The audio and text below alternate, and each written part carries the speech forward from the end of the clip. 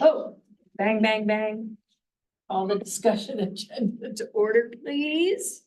All right, Mr. McGill, we're gonna start with you reviewing the agenda, if you will. Thank you, Madam President. Tonight, we will have the recognition of some recent police and fire promotions. The consideration of a resolution authorizing submission of a grant application to the Department of Community and Economic Development's Greenways, Trails and Recreation Programs, GTRP. Municipalities requesting $250,000 for funds to make accessibility upgrades at the current recreation center. And there's a 15% required local match that would go with that, so approximately $37,000.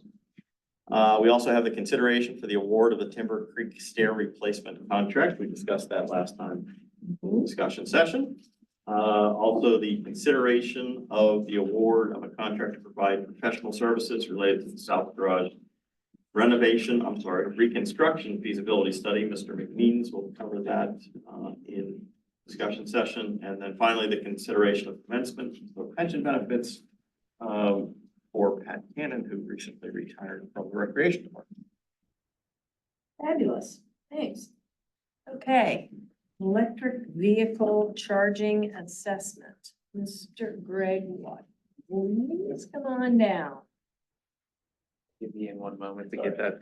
I was on Zoom, it just kicked me out, so let me get back into the Yeah. meeting here, then I'll share my screen. I always occupy his surface whenever I present. So it is a little bit of a preface. We have been having discussions about the electrification of the municipal fleet, the process, what that looks like, trying to develop a plan to go forward, associated with cost, and all of those different pieces. One key piece, obviously, is the required infrastructure as we start to make that conversion. So thanks to both Greg and Eric, becoming a regular visitor here. No problem. For their work with Electrify Allegheny to provide some information on 3 possible locations for consideration of the installation of level 2 charging stations. That all went. Thank All you. right, take it away. Thank you. As Keith stated, I'm here with Eric Robb from Connect. Kind of just a high level overview of some progress updates from, we talked about, I guess, back in April, I think it was. But kind of a joint partnership between Connect, Pittsburgh Region Clean Cities and Duquesne Light on the Electrify Allegheny project. So nothing too crazy. I'm gonna actually hand it off to Eric to kind of give just a little bit of a background on what the project is and kind of an overview of the multi-municipal, stance of what they're doing right now. So. Yeah, so just like the solar program that came here and visited you guys last time about, it's a multi-municipal project where we started from the baseline of seeing if this makes financial sense or not for you guys. So we wanted to come out, do site tours, wherever your planning department decided made the most sense to them. And then, put those into some, modeling softwares to see if it makes financial sense, not only for chargers, but then also for your fleet. You guys have one of the largest fleets out of any municipality I've ever seen. And so we took a look at that entire fleet. How we effectively deliver services to our residents. You do. I'm not Lebanon resident. I remember that, yep. So anyway, we did this as a large group, large cohort. Mount Lebo was one of the largest participants. And after we were done with these site tours and assessments, getting some good recommendations for you guys, then we would help with some project support, funnel you into some specific programs that Duquesne Light is offering to cover some of the costs of that infrastructure. And then also help with grant writing from Connect's end, PRCC's end, and then DLC's end to help defray some of the costs. So that's the general point. But again, at the end of the day, if this doesn't make financial sense, then don't go through with it. If it does, then we'll help you, finish those projects. So I may be jumping ahead to your presentation, but you mentioned about the incentives for the Duquesne Light. Yep. These 3 options.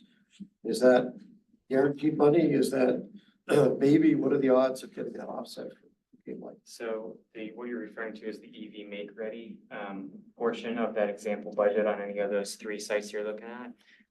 That is a guarantee. So that is if you decide to go through, guarantee if you decide to go through with the DLC program to help defray that cost. So you guys could go out on your own and go buy chargers procure charges in whatever way that you guys do that, from a third party or from one of the vendors on that list by yourselves. And in that case, they would not be, helping you install the conduit. They would not be helping you to, do transformer upgrades, things like that. You would be, footing the bill for that under their program, as long as you're doing, I believe it's more than 2 spaces or 4 spaces, depending on the area. You're then eligible for their EV Make Ready program. And then that's what that cost is. So in this case, for the Academy lot, they're covering $48,000 of that infrastructure upgrade, including a transformer. I think in this case, it's a transformer that's gonna need to be upgraded, and then all the conduit. And then same thing, I think, with your public safety yard. That's even 50,000 there. Yeah, it's a lot.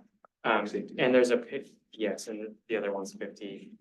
On one of these slides here, it sort of gives you a diagram of what they cover and what you Right. guys cover under the program. It's everything up to the conduit and wiring they cover in orange. And then you guys are, if you're doing the program, responsible just for purchasing the chargers themselves. And is there, can we do one of the 3? Does it have to be all 3? One of the 3, what do you? In other words, Maybe is it a just one, package deal? all Let's say, sites. Oh, we yeah. get this, if you have to do all 3, or if we want to try one. So that's actually a good segue. So we identified 3 spots, specifically 1 public charging and then 2 fleet charging. So one of them being the Academy lot with the parking lot up there at the Public Safety Center and also the Public Works Yard. We had, I think back in mid-May, the Duquesne Light folks, they came out and they took a look, obviously surveyed some transformers and things like that. And in distance from those transformers, any conduit they'd have to run. We also updated them on certain things that we would be doing, progressing forward with, the potential of a solar array and things like that at the Academy lot. So we made them aware of what things could, possibly to come. So, but just kind of a high level, most of these are 6 total ports at each location. So 3 dual port charging stations for total 6 spots. And then in reality, it's right around that 50,000 make ready cost there. So, and I think primarily we've been kind of looking at some fleet electrification first, because on the other end of the Electrify Allegheny, as previously mentioned a couple weeks ago, was working with consultants through ICF. And we're currently in that process of analyzing the current fleet that we have, and then, receiving recommendations on steps to proceed forward with installations of infrastructure and things like that prior to purchasing any vehicles. But and their recommendations are pretty, again, I would say preliminary right now, because we're still going back and forth with some data sharing and information sharing with the ICF consultants. But currently, as of right now, I would say they gave us a pretty comprehensive report and recommendation list back. I know Eric mentioned that we were the municipality that gave the most information, and now they're asking for more information. So that's, I guess, a good sign. But I think it was last Thursday, we had a meeting with Kristen Sable through Pittsburgh Region Clean Cities on the AFIG grant, which is the Alternative Fuels Incentive Grant. And we also spoke with some Duquesne Light representatives there about just moving things forward of where we are and kind of the timing of it all. But they have really good support through that incentive grant. I think it's that AFIG grant is a reimbursement grant. So it's kind of, you purchase these things, make it happen, and then they reimburse you up to a certain number. Like, there's many different categories on if it's a vehicle, if it's infrastructure, if it's a larger vehicle, things like that. But I would say the 2, again, with Public Works, Public Safety, strictly fleet charging. Those will not be open to public spaces like the South Garage or the Overlook lot, but the Academy lot would be that public charging. So we kind of wanted to specify the differences between those because that was a question that was posed: are the spots at the Public Works Yard going to be public, where they're kind of all the way down near the building? So we wanted to make sure those were kept separate, 2 for fleet, 1 for public. But, and then again, there's potential for more expansion of public spaces as well. We also mentioned to them as well that the South Garage and all of its large undertaking in the next couple of years will be expanded upon. So there's obviously more opportunity there in the next coming years. So, but I think as of the next steps for this program there's a lot of working parts, I would say, especially with the consultants' input on the fleet And then also the Duquesne Light kind of being, I would say their exception, or I would say the accepting of applications for that EV make ready is a rolling basis, so there's no real deadline for them. They have funds, so if we were to decide to move forward with the project, they're kind of accepting that input and making things happen, so. Good, back to my question, I guess, which if we said for now, we just want to spend the money on the academy a lot. They're cool with providing the funds for academy, and then we say, well, we're down the road with electrification of the fleet, which public works later. Yep. It could be in, Yeah, there's no package deal with what we talked about. Duquesne Light, so. There is one caveat, the fact that, they run their program, they get their program funds through the, PUC. And so they have to approve, the use of those funds every year, and they're coming up on another approval cycle. So, the offer is through 2024. They are fully expecting to get the same offer again, starting in 2025, but I don't want to make any firm promises, right? But it's been that way for the past maybe 4 or 5 years, so. thank you. Yeah. The other piece of this, Steve, you probably remember the last time Eric was here and we discussed solar. Academy is one of the sites that we talked about installing solar. So there is the potential to run those EV chargers from solar. Right. So we'd take a comprehensive look at that as well moving forward. I had a question about something in the report. You mentioned that the 22 out of 29 vehicles at the public safety center were, so police and fire recommended for EV conversion. Which ones are those 22? So currently, right now, I would say that's a little bit of a disclaimer. That number can fluctuate and will most likely fluctuate just based off of the discourse and correspondence with the consultants. I know a lot of those vehicles were administrative. Some of them were pursued, but then again, those are just recommended. I know that there's a lot more, I would say, legwork, especially with meeting actually with Duquesne Light last week. As you can see, the charging stations, we've been more towards the cemetery side, and there was consideration that in the potential of any pursued vehicles, we would want them closer to the building, and things like that, especially with the T tunnel or the tunnel and things like that. So just as of right now, I would say that was kind of the base, just of overview look of where the public safety center chargers would be. Yeah, I was trying to get a sense of what those vehicles were out of the 22. It sounds very generic, but Yeah. so I'm just responding to it. We had a conversation back in February to which Chief Haberman responded that we had 2 issues with police vehicle electrification. One of them was the infrastructure, which we're talking about. The other was issues related to secondary battery power to mobile data terminals, MDTs, and additional electric components that are not currently offered in fleet model EVs for police vehicles. So I was trying to get a sense of, like if 20 of those 22 administrative, in which case it would make sense to do that there, or is it like 2 of them are administrative, in which case we have 6 chargers for 2 vehicles? Do you know what I mean? And then realistically, when does that, if that requirement is, hey, these parts are not even available, what's the reality of us switching police fleet? Because as of February this year, Right. Chief was recommending don't. And that's at the meeting on the 25th, discussion session, the Commissioner will hear a presentation from the chief and deputy chief for the replacement of the chief's current vehicle. That is one of those administrative vehicles that follows a rotation schedule wherein it is chiefs for 3 years, the chiefs for 3 years, then it goes to the deputy chief, then it goes to ISU, and then potentially, depending on remaining vehicle life, it may go to the inspections office, right? So we've talked about that. So you will see at that meeting on the 25th, the chief and his team went out and researched a completely electric vehicle, a completely gas-powered vehicle, and then a hybrid. And he'll run through those numbers, the cost comparisons. It's one of the vehicles on its face, I won't speak for the chief, that potentially makes sense to, let's take a look at that electric option. that gives us also the ability to start to collect some data, right?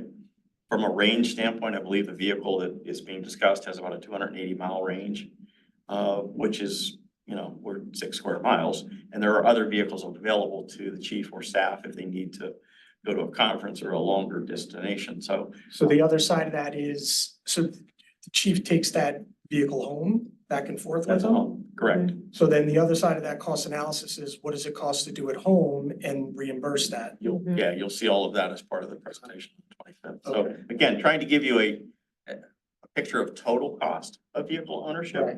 And then begin a tracking system so that we can maintain the maintenance, we can record the maintenance Sure. costs, other issues moving forward with the vehicle. Yeah. And we are, to the chief's point, based on everything I've seen and what the chief has relayed to me, I don't know if the market or the technology there is there yet for a 24/7 police Vehicle. pursuit vehicle with lights, sirens, all the other MDTs that it runs. But we've got to start the journey somewhere. So we're trying to approach that from a what makes sense based on vehicle usage, vehicle rotation, and a lot of other factors that Greg's actually been putting together. Yeah, I just want to make sure if we're doing this, we want these to be located in places where there's obvious need for them that matches the demand. And I just want to make sure we're not putting 6 chargers in a restricted lot where we only have 1 vehicle that's going to use it. That's what I'm saying here. Right. Yeah, no, I Makes sense. understand that. Yeah. Well, I would also observe that there are volunteers that park there. Right, That drive electric vehicles. So it might be that it's not just fleet specifically, but it's also, people who are working, at the public safety center. As long as we understand what that is, that's what I'm Yeah. saying. Yeah. I think the only other side of it for me is that, this is a chicken or egg exercise, right? To a certain extent, we need to start putting this in, knowing that capacity is gonna build, or the need is going to is going to expand. So how do we get ahead of it to a certain extent? Again, within reason, I don't wanna put in 15 chargers, but, starting to say, well, look, let's put them in and get started down the path. And as we start a fleet transition, which is, again, conceptually takes 5-10 years. We've at least got a few in place that we're not, waiting. So, well, we gotta budget that for next year and we're not gonna do it. Let's get something in there so that it's at least started. Especially when the dollars are there. the other thing I've asked Greg to do is, regardless of how the commission wants to move forward in terms of timing, is to make sure that we've got something in this year's CIP that we're pulling together to reflect the numbers that are in here. Good. So that as we go through the budget process, we can have further discussions. Yeah. In terms of Makes what sense. makes sense. Yeah, I think some of that need and the information to kind of backstop that need should be part of that conversation, not just the raw numbers for CIP. Yeah, no, that's, as I typically will work through this type of issue, what I'm looking at is I'm asking agencies to look at their full fleet. Asking them to, by usage, by, type, give me a replacement cycle, knowing that it's flexible, but give me at least a cycle that you want a baseline. And then we can at least start putting, timelines in to say, okay, when is this gonna be replaced? Whether it's just, internal combustion replacement or something else, but then at least you start to understand kind of those points in time where that transition can happen if you want it to or not. Do we have that yet? I mean, we've been talking about that for a while. Do we have the overall That's the, electrification That's what, that's the timeline? That's the process that Greg's working through now. The first step in that, to be honest with you, Craig, was to get a comprehensive all-in-one place vehicle inventory, right? What do we have? Mhm. And Eric, Andrew and I had a side conversation about, at some point, I think golf carts belong in that vehicle fleet, because they are vehicles and, so we'll do that. But that's what Greg's working on now. He's been going back and forth, sharing data. So we can get some direction from, is it Duquesne Light? It's actually the ICF consultants, I can't remember what their company stands I for. can't either. But they put out a model that is highly customizable depending on what other variables you want to take into consideration. So that's always something, even if you get it back, we can put new assumptions in. I mean, I'm just trying to think through it logically, right? Maybe I'm missing something, but if we don't exactly know how much we could reasonably electrify, wouldn't the step of trying to determine how many charges we want to put in be premature? Well, to a certain extent, yes. Which is, again, which is, goes back to a little bit to the chicken and egg equation. But I think, again, as we make decisions moving forward in terms of whether it's a hybrid or whether it's a fully electric vehicle, we've got to have infrastructure in place to support those. So the question of what does that investment look like and when do we make that investment is really what we need some of the additional information on so that we can develop a schedule for the electrification of vehicles in the fleet.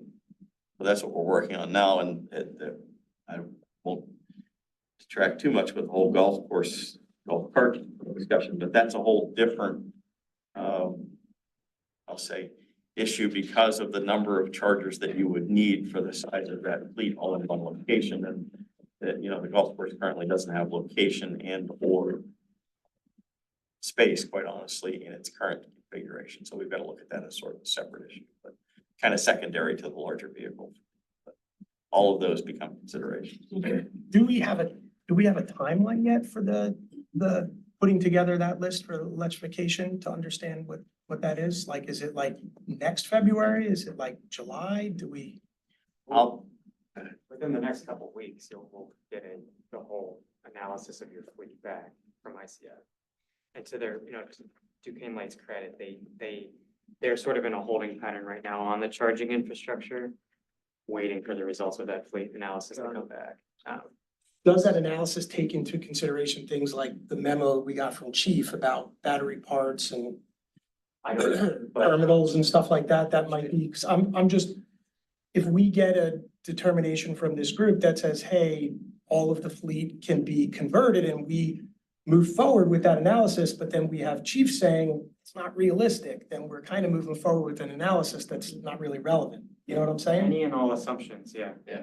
We'll pass it over to Absolutely, people. because I know for a fact that when we initially relayed that information to the consultants, we did specify through one of the lieutenants with the police department is that all those pursuit vehicles ran radios, lights, things like that, computer systems. So they are aware, the ICF consultants are aware of what the needs are in the vehicles. I could go through and see on the initial feedback just to see what vehicles were specifically, identified to be, recommended. So, but again, it's kind of, those numbers can fluctuate, especially with the feedback that we get, and especially from what Chief has said before, we can specify and kind of elaborate further on those needs, or not needs, but concerns. I would say once we get that analysis back, Craig, that between the commission and the staff, we're probably gonna have questions. So I would think we would aggregate those questions, go back, and in some cases, we may say, can you provide us with any examples, real world examples of communities that have transitioned this type of vehicle to an all electric?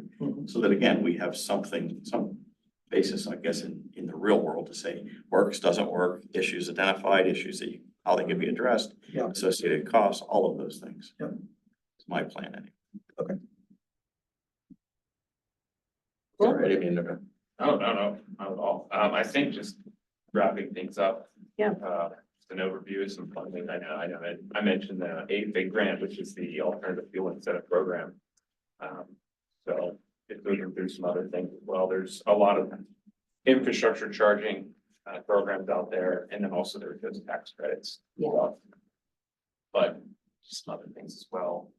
I know Duquesne Light recommended some qualified charging stations. I know currently we have 2 charging stations, the one at South Garage and at the Overlook lot are Charge Point. So obviously we have a history with them, so that's a good thing to have some relationship there. Other than that, I do not have anything else for you. Anybody else have questions? Yeah, and then this might be an offline question, but do you guys know, I mean, aside from the PUC funding, is Duquesne Light getting other monies from the federal government or other sources that are augmenting these programs and accelerating them? For in lights portion of the program or electrify Allegheny. By Allegheny. Connect just submitted a grant with Duquesne Light Company to focus specifically on for example, in your case, the Academy lot. It's for charging stations that are near apartment buildings, places that don't have access to driveways for charging. Sure. So we just submitted that. We're gonna most likely be invited to do the full application. And we'll know that by the end of the summer, probably. So that's to augment a project like the Academy lot. That's not gonna cover things like for your fleet, or, some of those other locations, but we are also still applying to other opportunities that Greg has listed there. You mentioned hearing at the end of the summer. Do you have any kind of sense of likely to get the grant funding? It's guaranteed, but do you have a sense? I love that question. I know, right? Yeah, but there's a lot of money out there. They tend to, Yes. it's like, which colleges are easier to get into? Doesn't guarantee you get into that one, but I mean, you get some sense of. Put it, so we have, Uh, we have every possible stakeholder that's like perfectly cookie cutter for that grant at the table, including Pittsburgh Region Clean Cities, Duquesne Light, the Parking Authority, a lot of good players for that grant. I have a good sense for it, but like that we would get it, but I'm not gonna give you a guarantee. Your gut feeling was enough. Yeah, Thank you. so- Well, that's good. Thank Well, you. and the other thing that I'm working on right now, trying to figure some things out, is around the federal tax credits. So there is the direct pay tax credit program that is, so traditionally municipalities don't benefit from a That's right. tax credit because we don't pay taxes, but the direct pay programs that are now out, basically would be essentially a 30% direct payment reimbursement to municipalities. So 30% of qualified projects basically get, a payment from the federal government. Is that coming 100% from the infrastructure bill? I'm not sure exactly where it is. I believe so. But because it's a IRS tax credit program, it's not a grant. You're basically, Again, money. it's just a different form of tax credit, Right. the way it's been structured, so that, again, local governments are benefiting from it as well. So that's really compelling. And again, I think we're about as small as you're gonna find people that can take advantage of it. But I can guarantee you that working with large agencies, they are trying to figure out how to maximize the value of this. But again, it's clean renewable infrastructure type of projects. This is another one of those areas where, how do we, leverage these types of opportunities? Yeah, Because sure. 30% off the top is really nice. Back to trying to predict the future election in November, I think could have quite a. Devastating. Yeah, I would say that grant funding dries up faster. The IRS is a little slower to shift. Little slower, not really fast, but, As long as you're still in business. yeah, well, yeah, right. Right. So, fair point though. Andrew, do you know, the eligible census tracts? That language always concerns me a little bit, just because for a lot of the other grant programs that are out there, Yeah, we don't. they're qualify. income-based, Mount Lebanon doesn't qualify. Yeah. So I don't know. Yeah, those are Justice 40. We do not qualify, if I recall correctly, Eric. Yeah. Homestead down the Mon Valley Right. areas, they will qualify. I think as you look at, again, as we talk about regional efforts, there are opportunities for us to go in together because scale, creates, that opportunity for us to all work together and have sufficient capacity. But that's why I look at like that type of federal tax credit. Yeah, that one is probably less, likely for us to be directly involved in. Yes, for the chargers, I don't think you guys are eligible, but for the vehicles, you can get like a $7,500 credit for that. It's not just eligible, it's most places are, so. Yeah, this is almost one of those places where you have to get tax council involved Yeah. to really pin it all down. Okay, cool, thanks. Thank you. Thank you very much. All right, next road grant cycle. Mr. Geezerat, come on down. Here with my friend, Mr. Flynn. Ah, Calling Mr. Flynn. We're running up, How are you, Mr. Flynn? we're running up on some deadlines related to the consent order and, there'll be a need at your next meeting to approve a number of different items. So Keith asked us to come in and give you a preview on the exciting world of the sewers and. good Well, thing I yeah, like them to- because we talk about them a lot. Yeah, don't we? Spent a lot of money, that's for sure. Yeah. So I'll let Dennis take over from there. Yeah, and I know I was out to see you guys last month, so this is kind of a follow-up from that, getting to some of the specifics of what we talked about last month. We'll kind of go in order of the agenda items, and I believe that you guys did already receive these memos as well. The first of which is on the metering. I kind of mentioned it last month. The metering is required for any of the grow plants that we have applied for, will be applying for, as well as it's required by 2026 in order to complete one of the metrics within the order. The initial step of that would be 2 meters to be installed, and those would be installed within the next month or so. And those would be for 2 separate grow grant applications that would be applied for at the end of the year. This is again, just more of the overall map. This is C48 MBL 07, so that's just a portion of Painter's Run. And so there would be this is for the Shadow Lawn area, as we commonly refer to it. The meter would be placed right at the bottom of Shadow Lawn, at that location here. The blue lines that you see there are lining work that has already been completed over the last 2 years. This meter would be installed for 6 months and allow us to have the proper information to apply for reimbursement for those liners that were installed.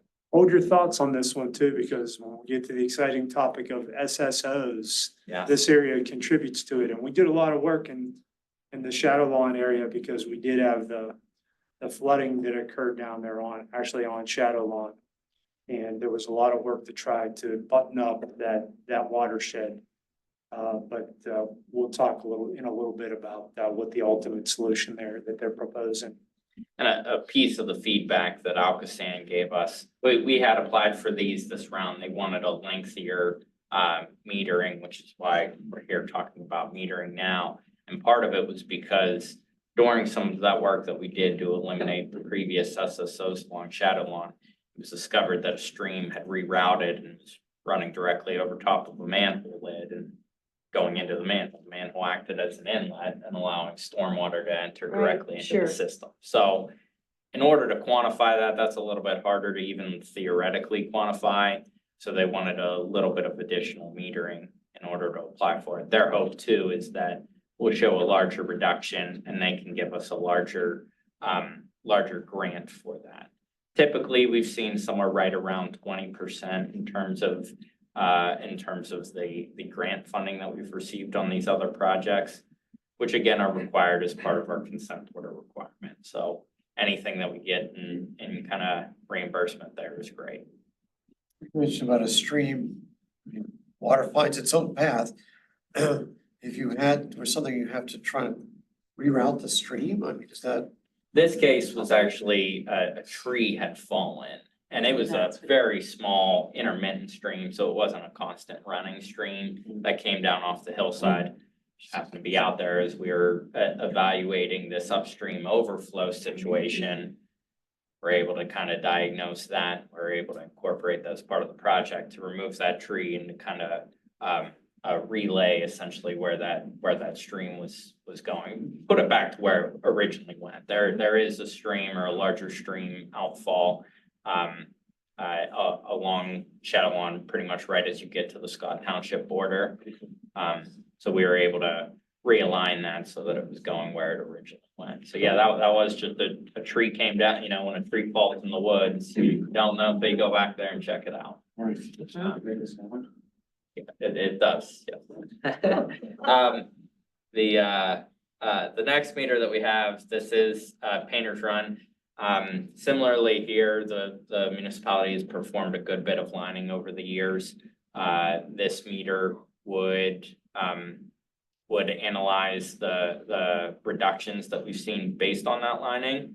Also, in this case, along Gilkison Road, it was identified, I think it was right about 2 years ago now, that there was a sanitary sewer line that had become exposed because of erosion and had broken. So again, there was direct stream infiltration into that line.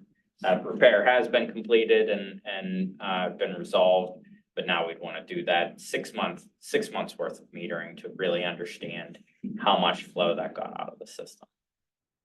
In this case as well, this is also part of your Exhibit B that we've discussed before. This is a very colorful chart of essentially dictating what corrective actions you need to complete.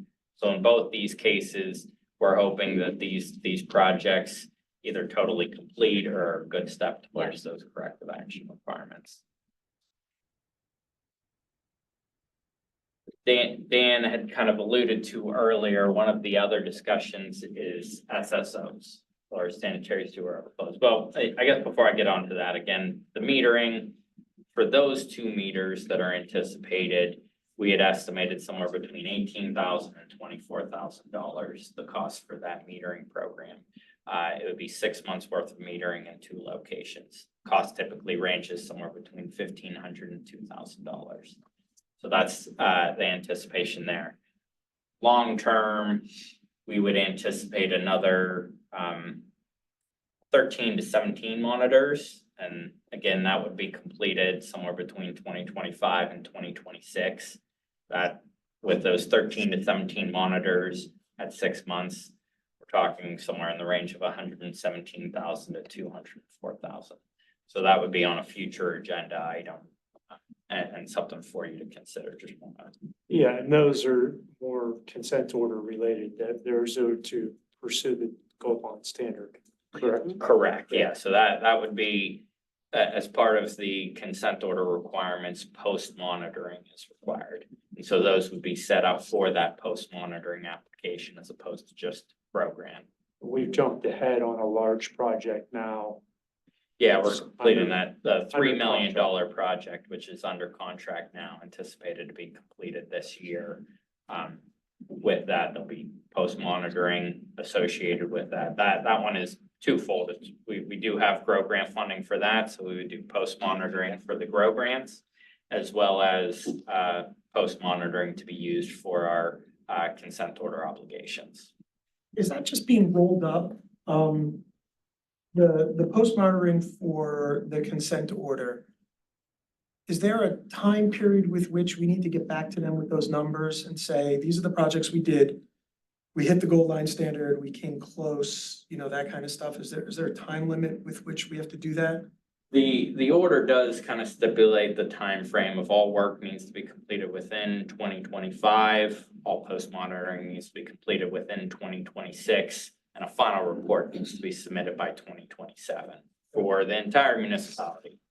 For Mount Lebanon's consideration, there are 17 sheds total. So and of those 17 sheds, there are 10 in which there's a corrective action required. Right. So there are essentially going to be 10 separate reports that would be prepared. 8 of which are for just source flow reduction in order to get to that gold line standard. The other 2 are going to be for the sanitary sewer overflow elimination plan, which we'll touch on here in a second. So yeah, so that is kind of the time frame. There's not necessarily a time frame of if you didn't get it, go back out and try again. That's just anticipated to be part of the next order. Okay, that was my next question, because I know maybe it's early to have this discussion, but you know, they come and say, hey, we have to make these changes, and we're like, those changes aren't feasible because it's financial, or some municipalities don't have any resources, and we do what we can, and then, you know, that gets turned into the consent order we have. When this monitoring is done and the reports are done, and then we go back to them and say, hey, here's what we either hit or didn't hit, do you expect that there'll be pushback on that? Or that'll just roll into the next order in 15 years? Well, they do anticipate more of a turnover because they've actually worked into this order that you have to prepare the next order as part of this order. So that's part of that 2027 window with the anticipation of 2028 would be the start of the next order. Okay. And they are moving that bar. So that gold line standard that we have, they've already stated that that would be reduced because even that was, Right. you know, yeah, that was, we were meeting somewhere in the middle there. So on that level. before 2030, we'll need to address it either way, if we don't hit them. Right, exactly. They're gonna continue to move that down. I would expect that they would get a little bit more stringent with the requirements. We've always talked about, or we've always heard there could be a pay to play essentially at some point where then you'll be monitored constantly and anything over a certain rate may be a cost. Again, it's unknown, that's for the next order to decide, but it is expected that they're gonna continue to get more stringent, that they're not gonna kind of let you go if you didn't do anything. And that's why this order is all about preparing a design that expects you to get there, not necessarily, you know, slapping your wrist if you didn't get there, knowing that we're still only looking at half of the system. We're only looking at the public side of the system right now. Right. Yeah. Private side's another 50% of the Right. overall system in Overflow terms stuff, of yeah. laterals. Yeah, to that end, I'm just curious. I'm just looking at the costs of the monitoring, the meters. Yeah. At some point, how much do the meters cost? To purchase a meter. Yeah, again, I mean, at some point, right, it just seems like. It's a good point. We've struggled with meters since the order came about. We sub everything out to metering companies that are specialists because to get in the manholes, get the information, maintain the meters and everything else, it's not a fun business. Like you gotta be really specialized at it. So to have Public Works, there's something to buy the meters, sure, you can afford to buy the meters, but it's the maintenance, the operation, the getting the data, the downloading the data. You know, we have consultants that we go to for these that's all they do. I We just, did 17 last year, I think, right, or the year before? yeah, I just don't wanna, 2020, we had a big chunk in 2020. We did some more in 2021 and 22, but they were smaller defined areas. We did the flow isolation work. That was more of an installable meter that like the municipality would be able to purchase. These meters, like Dan said, do require a good bit more maintenance associated with them. I know we've looked at it. I don't want to speak off the top of my head and be incorrect with that number, but one of the other reasons why we don't just go out and buy these, have them installed all forever is that there would also be an expectation that either Three Rivers Well Weather or Alcosan may end up installing meters for a long period of time at these specific watershed points. Once they get a hold of all our sewers. Right, exactly. That goes hand in Yeah, hand with the regionalization. They're gonna wanna know what we're flowing Right. into their, Sure. into the line that we've just yeah, I provided. just don't wanna end up in a situation where we're spending $300,000-400,000 every year for a company to do something, Yeah. right? When conceptually, we could be spending less. Yeah. So, Yeah, and I would put it at a minimum somewhere like a $20 to $30,000 per and talk about 17 there. So that right. it is pretty legitimate there, but that's something we can certainly look into, especially if Alcosan or Three Rivers Well Weather weren't going to kind of do that metering for us. You know, the subject of cost, which fund is this coming from? Sanitary. Sanitary That's service. why we've been Yeah. putting away money, Everybody's putting away money for a long vast time. studio audience, television audience, it's coming from. the Why sanitary you service. pay those fees I every mean, fortunately, we're not, I mean, we're gonna talk about one project that's over $1 million on one project. But, you know, if Alcosan takes over this regionalization, my thoughts are they're gonna fold any big EQ tanks or anything that they're gonna do is gonna be multi-municipal and it's gonna be somewhere along their trunk lines. It's not gonna be in the upper parts of the shed as much as possible, because it just makes more sense for them to do it that way. They spread it over more ratepayers and everything else. I mean, that's ultimately where it's, don't you agree? Yeah, that's part of that entire regionalization approach, which is also part of both our order and Alcosan's order in order to work that way so that it is being kind of spread across the entire ratepayer base of Alcosan as opposed to individual municipalities having these larger costs associated with the sanitary sewer overflows. And that kind of leads us right into one of the next items is you have two memos that were prepared. One that we prepared on behalf of the Castle Shannon Rockwood SSO, CS 42. It is in Castle Shannon. However, per the order, Mount Lebanon has the majority or pretty much all of the flow to it. So we are responsible for the sanitary sewer overflow elimination plan. That has been prepared. Those are due to be submitted at the end of this month. Just as an update to the commission, that specific overflow does not occur. It exists because it was a constructed overflow, but even in the 100-year storm event, very large storm event, it does not activate. So it was considered an inactive overflow, but you still had to prepare an elimination plan for this. It was simple. Our elimination plan was to eliminate it, just remove it altogether.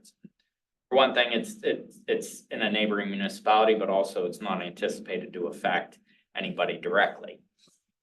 It is part of the system to be regionalized to Alcoasand though.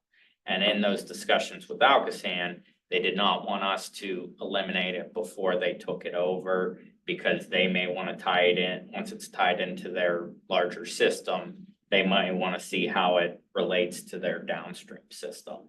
So in this case, the overflow elimination plan is pretty simple. Again, our recommendation is to eliminate it, but per Alcoasand's request, we are not eliminating it within this order, and Alcoasand will do that at a later time as part of their future order. And again, this is a paper exercise. It's a plan per se, but it's not going to be implemented, Got it. at least now for the time being.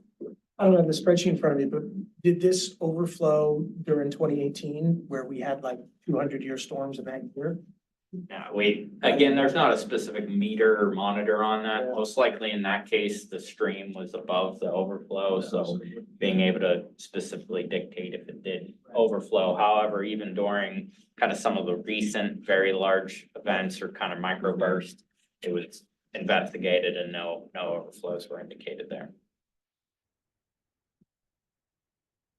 The other, and in this case, there are multiple SSOs, and as Dan kind of had mentioned earlier, this is downstream of Shadow Lawn, considering the Hope Hollow area, right along Giant Eagle there in Green Tree Road and Cochrane. We have sewage coming from both sides of Cochrane Road, that being part of the upper part of the old area up around Twin Hills and Shadow Lawn and those areas. And then on the other side of the manor, there's a chunk of the manor that flows down into there, plus some, upper reaches. So it's a fairly good sized shed. Yeah, and this again is shared with Scott Township. In this case, Scott Township has taken the lead on the overflow elimination planning, and we've kind of coordinated with them along the way. See from this image above, there are the 3 overflows that are indicated that exist there. And again, right in the Manor Oak development area, there were multiple alternatives evaluated. And the alternatives that could most efficiently eliminate the overflow was considered of an equalization tank in this general area. Again, because this, as Dan mentioned, is more of a paper exercise, just trying to evaluate what is necessary to eliminate this SSO, or these SSOs, not necessarily what are we going to act on within the next few years. It was not very specific in exact locations, but more so just roughly what is required. In this case, again, it's anticipated to be provided to Alcoasand as part of the regionalization and would be part of their long-term consent order requirements in order to eliminate these SSOs. And an equalization tank is really just an underground storage tank that would be aerated, that would hold the sewage for a period of time and then bleed it back to the system when the peak goes by. Is the idea that Alcoasand, after regionalization, would determine how many tanks they need and then put them in, and then I would assume, across the entire system, pass that cost off to the ratepayer? Sure, that's the idea. And more on, yeah, across all the ratepayers as Right, opposed sure. to signaling or This is signaling Lebo, out sure, Goddard, right. Mount Lebanon in this case. Right. It would get spread across all 83 municipalities that contribute to Alcoasand. But I imagine at that point, they look at reports like this and they say, this was part of a option for a recommended plan, that kind of thing. Yeah, and in other cases, it may be more specific where it's in the middle of a park or something like that, and where they want a little bit of that municipal buy-in as well in terms of where it could be considered or again, what works best or what is most efficient. It's not necessarily that they're gonna do exactly this. This does meet the requirements of our order. And in this case, because again, our plan isn't to eliminate the overflow within this order, we do have to complete a 10% reduction project, which the project we talked about earlier, the GROW grant, that would be our 10% reduction project to this area. This is another dumb question, but when we have utility work in roads and things like that, we have the ability to get them to, you know, replace things to our standards, you know, like if Columbia opens up the road for gas. Would that be the case here as well? Like, you know, you just mentioned, hey, the best location for a tank might be, you know, obviously you will probably be involved in that at the time, you know, but the question might come up where like, hey, we need to put a tank here. You know, is that something that we have a little bit of, you know, say into in And terms most of? likely, when you get into looking at a tank, it's gonna take a sizable area, so they've actually identified the main road parking lot as the place to put it in, so they'd have to pursue private acquisition of property to do these. Got it. Yeah, it most likely wouldn't be in our roads. Right, well, and as part of the regionalization efforts, they have requested that you provide any easements that you do have for those sewers, but again, putting a tank is gonna Yeah. typically be beyond those easements, so they mentioned they would either need to come back for an easement, they'd still be required to follow through with a street opening permit or anything like that. In this case, it is anticipated to be in Scott Township, but yeah, any work that they would be doing in Mount Lebanon, they would still be required to follow those same requirements. And they are going to bury them all. That It's would be the really important, anticipation. you know, I mean, you and- think about them lining the rivers with sewage tanks and that's just, I mean, you'd just blow away the whole. Right, and I Maybe think the they've region. gotten that general feedback Good. from most everybody that, you know, Yeah. and that's where again, they wanna make sure that they're working with everybody at the end of the day to make, you know. And that cost is getting passed along to all the ratepayers. They wanna listen to those ratepayers in terms of the potential projects. Okay, thanks. That's there's the last one. Yeah, We talked about Beg Snyder a lot. I mean, we're Yeah. gonna run over time, but right. the Beg Snyder project, we're just going for another grant, another GROW grant related to this one. Yeah, and so this application would be submitted, we talked about it last month. This application is intended to be submitted at the end of June. And in order to submit an application, a resolution is required. So that resolution will show up on the next agenda.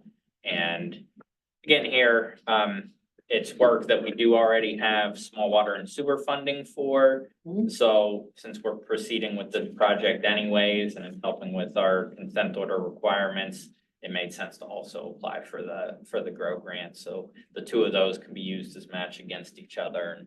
And we have had good luck with these GROW grants in the past.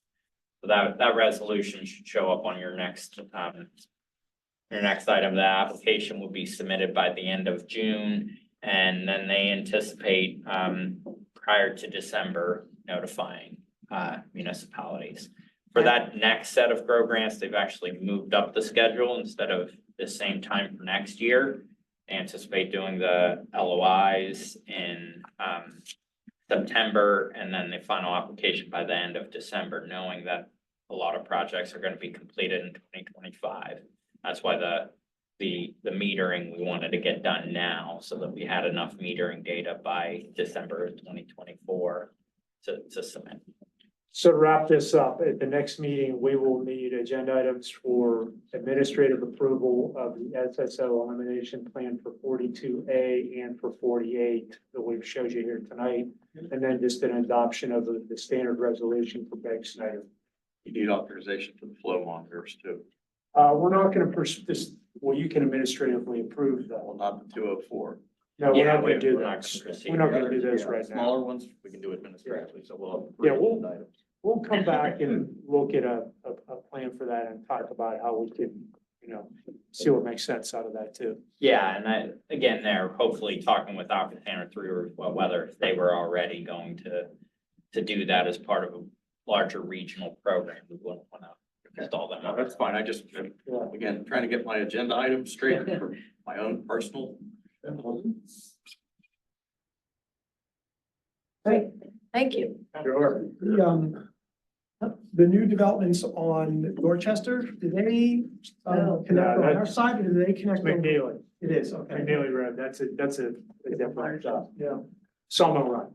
Okay, got it. This is, we're in three different sheds, right? Sawmill Run, Painters Run, and, really this is Chartiers also, but they call it, Apollo. Well, this is Beck Snyder. But this This is Beck does come Snyder. back to McNeely. Yeah, McNeely's running along here.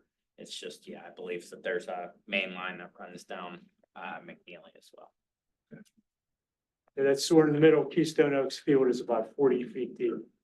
Yes. Well, I worked on that and that back all in comes out to McNeely. Yeah, 2008. Yeah, we got that sort of lined and fixed and, thank Yeah. goodness. Yeah, the big portion that's in orange isn't being relined because we had lined that years ago. Yeah. Right, thank you very much. Great, thank you very much.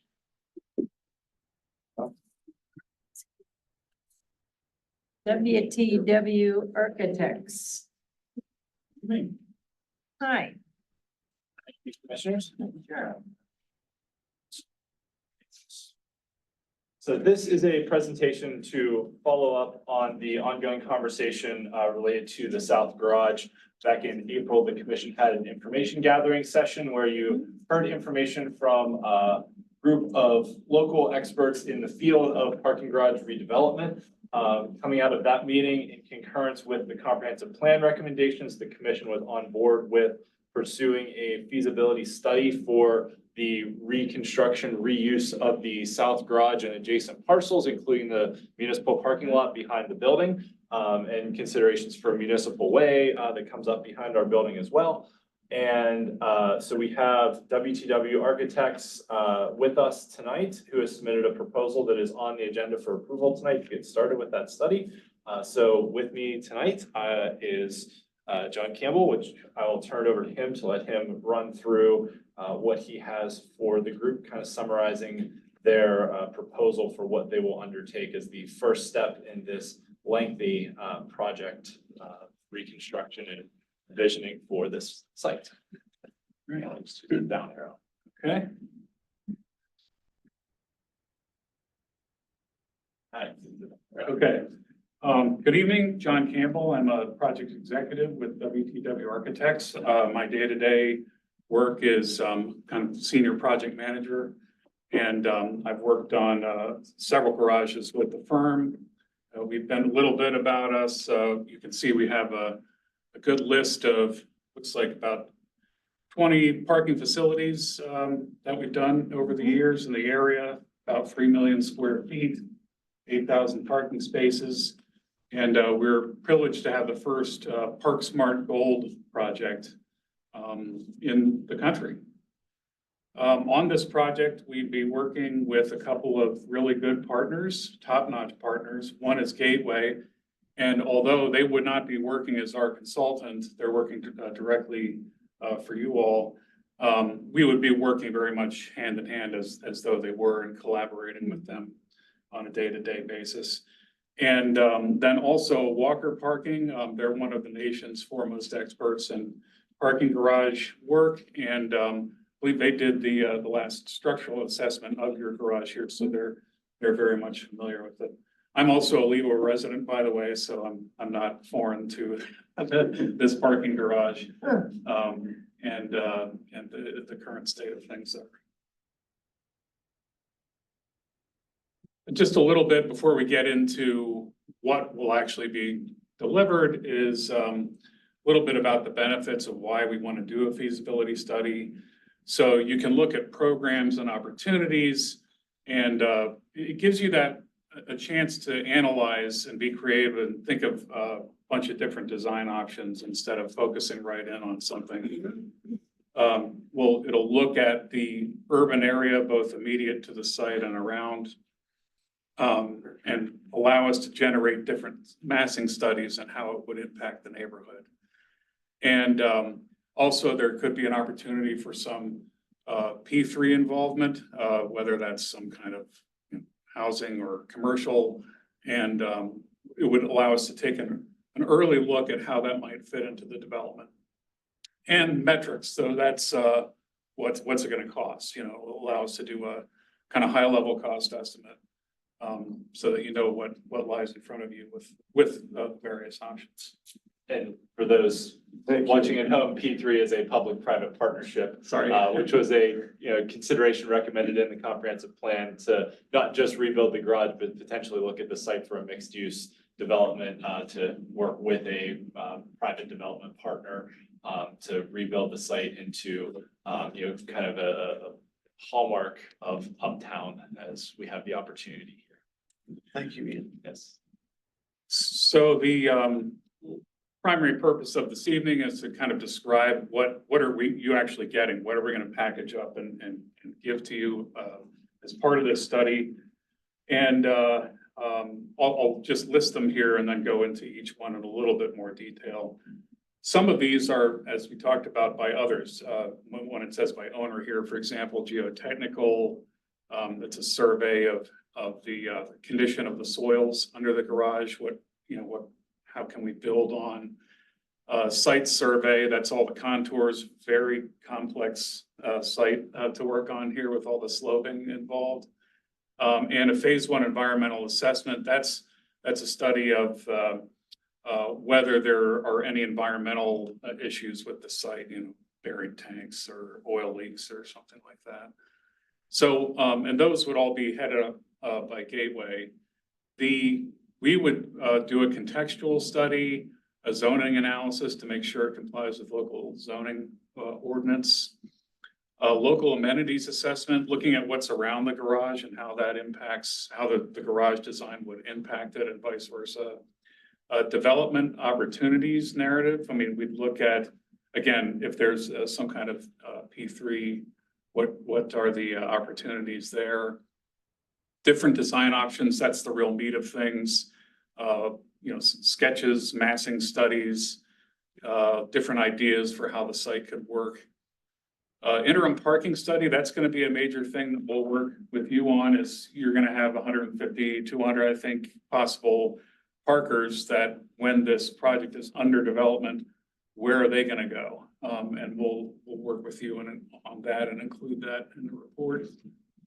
P3 RFP framework. So if you are going to seek some kind of development by a developer, and you need to give them an RFP and tell them what are you looking for? What kind of opportunities are there that they can produce? We're going to help develop that framework. Opinion of probable cost. So high level cost estimate. There's a potential for some additional services which aren't currently included in our proposal, but photorealistic renderings are one of those things. Our deliverable in terms of graphics would probably have something more like what you're seeing on the screen now, kind of sketch form.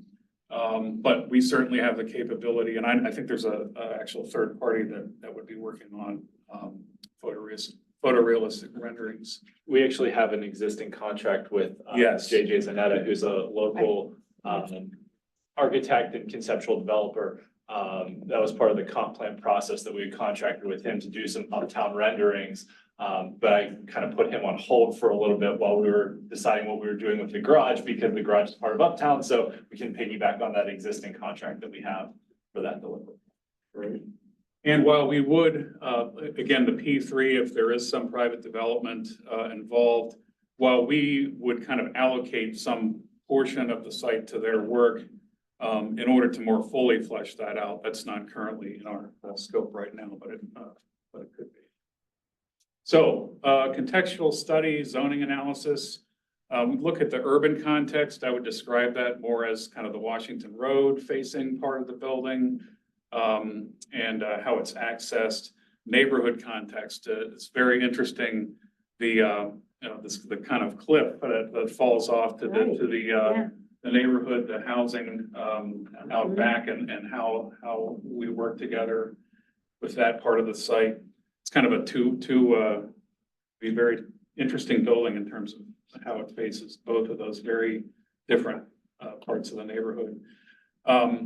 We would work to comply with the spirit of your the recent comprehensive plan, and then a zoning analysis, working with your zoning ordinance to make sure that we're staying compliant with its requirements.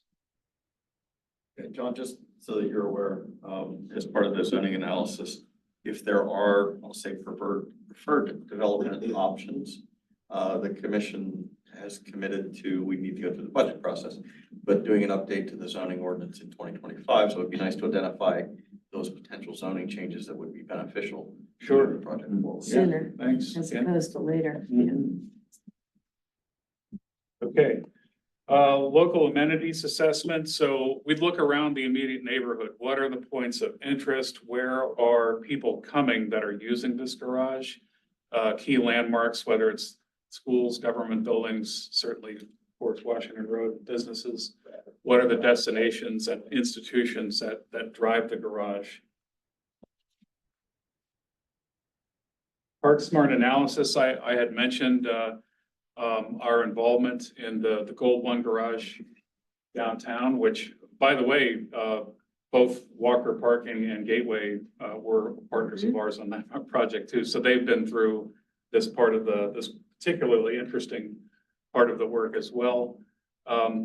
We'd be doing, ParkSmart has a document, a checklist, almost like if you're familiar with the LEED system, where you're trying to get credits by meeting a whole bunch of different requirements.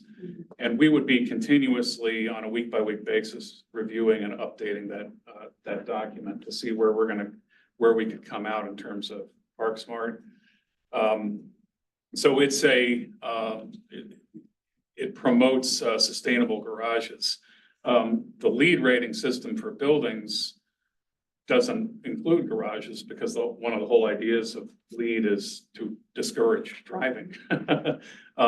So this is a separate system, which if you're going to build a garage, shouldn't you build it sustainably? And that's what this program does. There's various strategies. How is the garage managed on a day-to-day basis after it's completed? You know, there's certain things like building in the capability for recycling, for example, that we would have to look at. Programs, so access to mass transit, which you've got wonderfully here. Technology and design.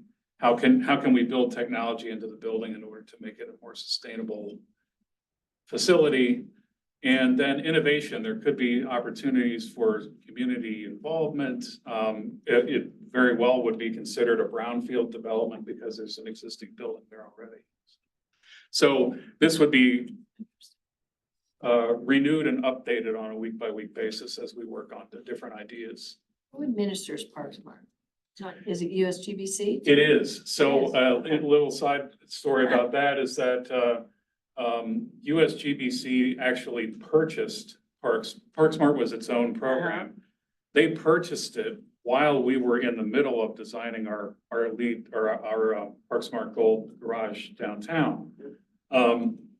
As a result of that, Larry Payne, who was our managing principal, and he would be heading up this project. He became a registered ParkSmart advisor. So he's one of the top folks Nice. involved with Park Smart in terms of compliance. To the point about discouraging parking and lead, and not overcommitting to parking. How would this study take into account the north garage? Because instinctively, I'm like, okay, there's a need to understand the balance between the two, right? And how are we shifting populations appropriately for utilization? As opposed to just saying, well, we need 500 spaces and therefore add 500. How am I thinking about the distribution of use? Because maybe I need to shift the use in the north garage or the use cases in the north garage because I'm adding capacity over here or vice versa. And when we had that meeting, somebody mentioned the Urban Land Institute and some of the shared parking frameworks that they came up with Right. as being part of what we dig into. Yeah, I mean, I think part of our contextual studies would certainly look into that very question. There are also opportunities for, you can actually reduce number of parking spaces that are needed by figuring out when one population is parking there, you know, people that Sure. work here, you know, Yeah. come and then they leave, and Yeah. then the people that live here, you know, Right. so there are strategies like that we'd certainly be looking at, and it's a great point to look at both garages as a, you know. Our zoning ordinance currently treats those as non-overlapping uses. Mhm. So recognizing Mhm. that there are users that are going to utilize parking during one time frame and another set of users that will utilize it during a different time frame. So And simultaneously, I think we're striving to try to reduce the car trips into the neighborhood too with, you know, some of the advisory boards. Hope to need less parking Yeah. down the road. So basic high-level market analysis, we're not sociologists, but as architects, we think that we know a little bit about studying demographics and market analysis. What are the trends, what's in the immediate neighborhood in terms of trying to help determine what's going to drive the garage, number of spaces, that sort of thing. When will it be used? So one of the things that we talked about at that meeting, when it comes down to some of the items that we wanted to put together for what the group kind of advised us on would be a successful P3 proposal, was market and demographic studies. Is this just a market and demographic study for garage, or is this a market and demographic study for a garage with a public-private partnership? Yeah, I think both versions would be looked at, certainly. Yeah. Okay, and then again, this would be kind of the real meat of our study, would be presenting three different options for both parking and a P3 opportunity. We do a precedent study, so this isn't the first time a building like this has been built, so we like to look for inspiration and look at what other people have done and try to glean the best of that. Code analysis, are there any initial code issues, proximity to other buildings, things like that, that we can look into and try to make a building that's going to be compliant and successful off the bat and not realize later we're running into a code issue. A preliminary program, so that would be square footage. How many parking spaces are there? What do you have in terms of the park system, the technology? And what, if any, other programs, if there's some kind of commercial aspect, housing, whatever other development, what actually is in the building? The conceptual design options, so massing studies, which is what you see here, something at that level, floor plans, elevations, and metrics. Again, you know, how many spaces are in the garage, that kind of thing. I'm really having residents in this area. I've had people express to me a strong interest to see massing studies that are not quite so massive. Yeah. If that's a fair way to put it. Yeah, I have that same concern. One thing I've noticed, I'm just walking around beforehand here, is how up on this elevation up at Washington Road, everything is quite high. So it seems like you could put a building there that's a similar scale without blowing everything out of Yeah. proportion. Right. But yeah, you don't want to just build 1,000 parking spaces because you can, and try to minimize. And yeah, certainly the folks on the other side of the street will be interested.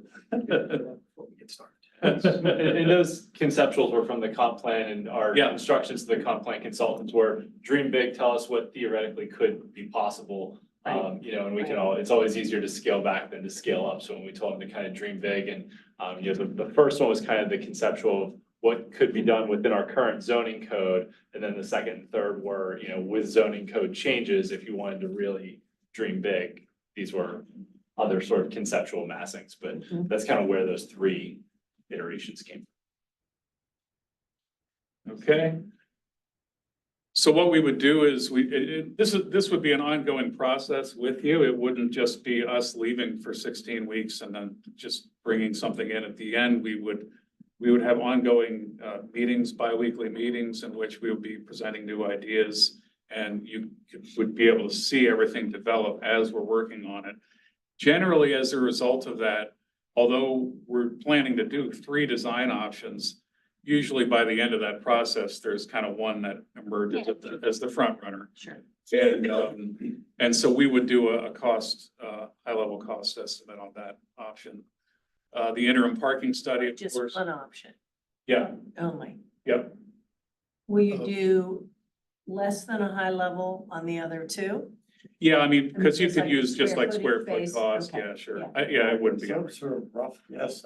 Well, square footage is a pretty rough guess. Just one Yeah. option. Well, no, but yeah, I know what he's saying.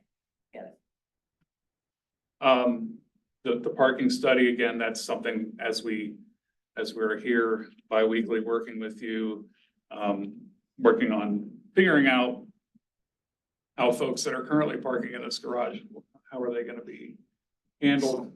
And then also working together on that RFP framework for the P3. That bottom image there, that's just an example of a photorealistic image. You can tell that's up in Oakland, but you can see the maglev sitting there. Oakland, but not Oakland. Yeah, that's what I'm looking at going 50. Okay, where is this? I knew it was. My only caution about photorealistic is sometimes people just hang their hat on that. That's exactly And I, right. you know, really, we're really far down the road before we're gonna Yeah. have what it's going to look like. Yeah, So, it's sometimes best, you know, for things like Yeah. public meetings and everything, to intentionally make Yeah. things look a little more sketchy and not Absolutely. as settled. You Yeah, know. I agree. The only other question I have is when we had the meeting with a lot of the local professionals, they were pretty, what's the word I'm looking for? They had very strong opinions about if this was gonna be a public-private partnership, what the address of the building needed to be, where that needed to be, how that needed to be controlled, and how much of that works into this plan. Without going any further. Yeah, as the municipality, we can set an address for any building, so, and that's kind of in conjunction with, you know, county 911. But I think there is some further study of, you know, exactly what the boundaries are. You know, one of the suggestions from that forum that the commission had was thinking about moving municipal way from kind of the middle of the site to the end of the site. And that kind of changes the dynamics of your footprint. So I think, you know, kind of figuring out what the footprint is and all that is a key consideration. And that was actually one of the reasons why this contract is structured as an hourly rate contract with a not to exceed limit, rather than just doing kind of a blanket, you know, here's the cost of the study, because there's some of that variability that we need to kind of figure out as we work Still our way figure out. through. So, Yeah. yeah. Yeah. And I was asking how much of that gets figured out in this study and how much of that will be missing from this study? I don't think we know till we have some other answers. We're gonna survey the whole area. We'll have it. So consider the whole block. Okay, Got it. okay. In addition to WTW and Mr. McMeans, our finance director will be very involved. Oh, yeah, Not only do we have to figure at some point how to pay for it, yeah. but then also, Right. Andrew really handles the financial aspects of the parking operation as well. So And the commission did allocate money for this in the budget out of the Yes. parking enterprise Right. fund, so that's where this is getting Right. paid from, is out of the parking. Good. Thank you. I saw Mr. Shuck at the grocery store. Oh. He wanted to be remembered to whoever was here today. Well, And I- said to remind you, he uses the south garage, and right now he can't get to it very easily. Yeah, right. I think that was It was directed kind at of me, rough. It was perhaps. kind of rough. Getting in here today. I'm glad I came early. Yeah. Yeah, he and I sat in this room and interviewed for years ago. We were shortlisted for the swimming pool project. We weren't Oh, yeah, successful in yeah, it, but Doug and I were here for that. Great. Cool. Thank you. Thank you very much. Thanks so much. Thanks a lot. Look at that, once again, we have time for a board and authority update. Jabrella, who's gonna talk about? Commission President and myself met with the school board president and the liaison to the commission from the school board. We had a fantastic meeting, I thought. Would you I say? agree. So we discussed joint services. We discussed trying to come together and do a better job of understanding what services we can provide in joint between the municipality and the school district. And really, nothing was off the table. Manager McGill had provided some information about previous joint services and existing joint services, which was actually very helpful. And we talked a little bit about that and potentially setting a joint school board and municipal meeting with public comment and, you know, all the everything that comes along with that. And I think we have some background stuff, you know, to talk to the solicitors and figure out how to make it work, if it can work. And then talking about some of the things we've talked about in the past, just regular services, fields, joint maintenance of fields, things like that. So it was a great meeting. We are going to continue on with the having conversations about how do we share more and, you know, communicate better, and that's been moving really well. So hopefully in the near future, even if we can't get like just because of timing and legalities and things like that, of an actual bigger joint meeting, we talked about potentially coming in and having more joint discussion sessions and having them be a part of it and things like that. So it's very positive. I think we'll be able to, you know, put some good information out and much better lines of communication moving forward. I was very And positive. they were also very happy with the liaisons from the school board to our committees. Yes. Yeah. Yep.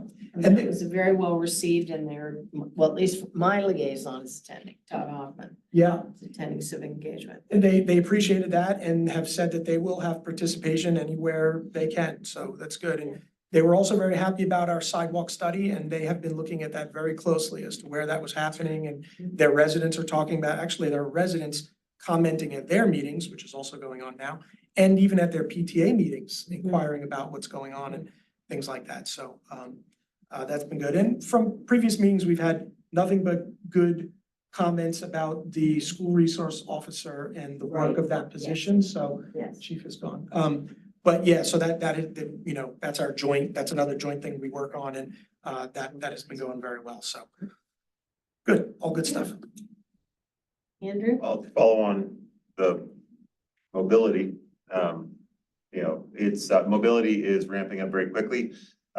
They have, received a baseline proposal to look at, tactical urbanism, the ability, to, allow residents to, do things like painting and putting up planters on streets to change patterns, flows, obviously with approvals of traffic engineers and those types of people. But you see this in other urban areas where people have done artistic paintings on crosswalks or, you know, to do bump outs, to do daylighting around intersections.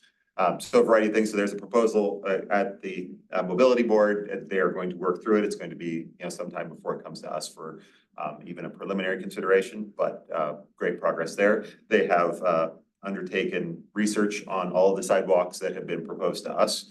So they are looking at recommendations around the next round of sidewalks to be constructed, to make a recommendation on that. And they have created a capital specific subcommittee to look at all types of capital projects going forward. Wow. Great. I was traveling during the resiliency board meeting, but got some of the notes. And I know that they chairperson, chairperson were put in place, correct? Correct. And, doing some of the preliminary planning, I believe there's been some discussions too. There's 3 smaller sort of, conversations going on or subcommittees within that since that one is a little tricky. And then, but things seem to be moving, very well there. And then on Friday, both Andrew and I attended the partnership meeting, and mostly that consisted of a representative from the PA Downtown Center kind of presenting on good governance. Oh, okay, Finance board is due to meet Wednesday, so stay tuned. groovy. Do you want to update Martha?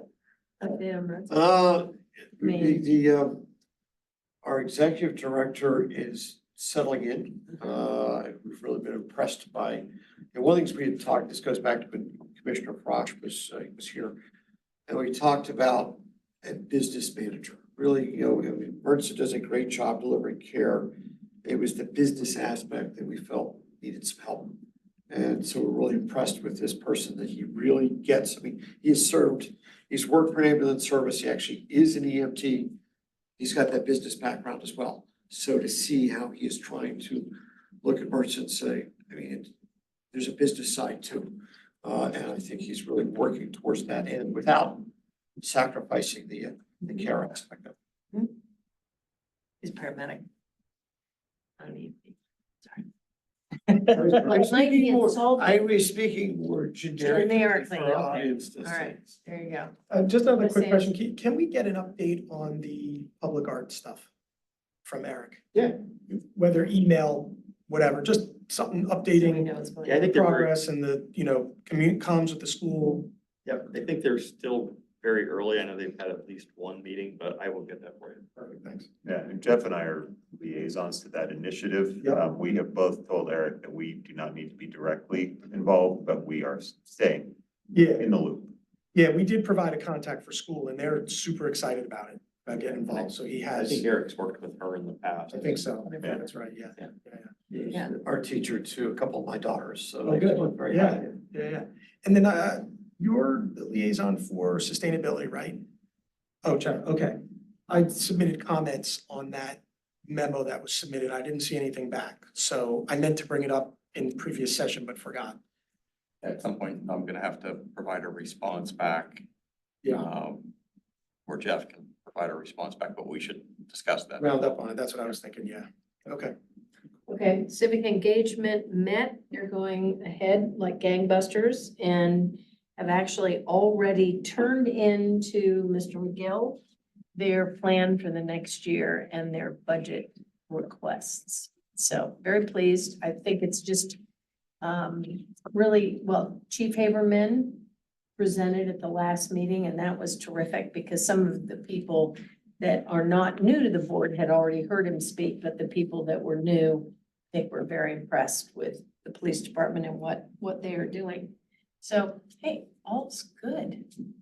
Sugar and spice, everything nice. Yeah, that work plan was where I made the comments. That's Right. one. Yes. Yes, thank Okay. you. Okay, yeah. For resiliency. Okay. I said resilient, I'm sorry. Yeah, that's it. You're right. It was civic Civic engagement. engagement. Yes. Correct. Oh, And and Jeff was over there. Sorry about that. Yeah, it's like, What? I didn't do it. Miss a meeting, look what happened. Civic engagement. Yeah. Right. And also I was elected to the board of the Allegheny Land Trust. So, the compliments of Mr. Deesroth, who nominated me apparently, I didn't know that. And I thought you liked her.